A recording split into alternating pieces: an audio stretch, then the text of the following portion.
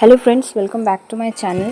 তো আজকে আমি তোমাদের সাথে শেয়ার করছি খড়গেশ্বর মন্দিরে পুজো হচ্ছে সন্ধ্যের সময়। আমি সন্ধ্যা আরতি দেখতে এসেছিলাম। আর তার সাথে আমি তোমাদের সাথে যেটা শেয়ার করব সেটা হচ্ছে ঝুলন। এখানে আগুনের ওপর সবাই ভক্তরা যারা ছিল তারা ঝুলছিল। তো সেটা কীরকম হয় সেটা আমি তোমাদের দেখাবো। এই আরতির পরেই ওটা শুরু হবে।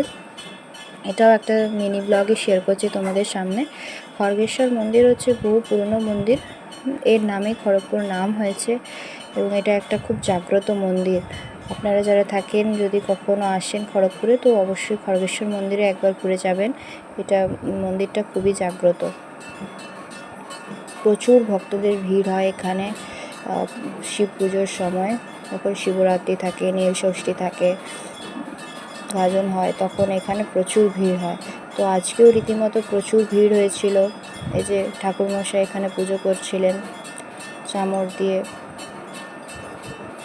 আরতি হয়ে যাওয়ার পর করছিলেন।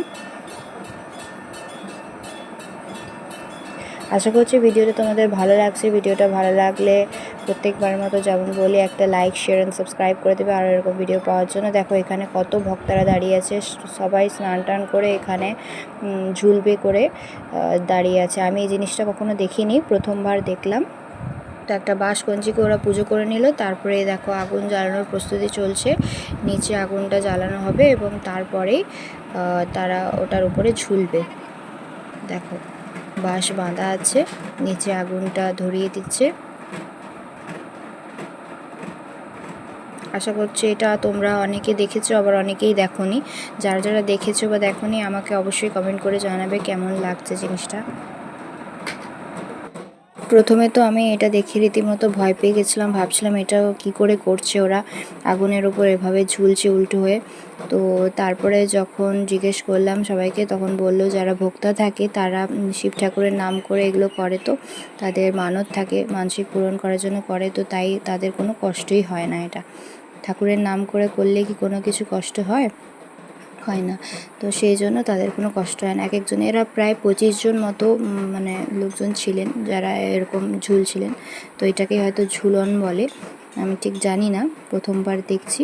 তো দেখে ইউনিক টাইপের নতুন কিছু লাগলো। ভিডিওটা ভালো লাগলে অবশ্যই লাইক, শেয়ার, সাবস্ক্রাইব করো চ্যানেলটাকে।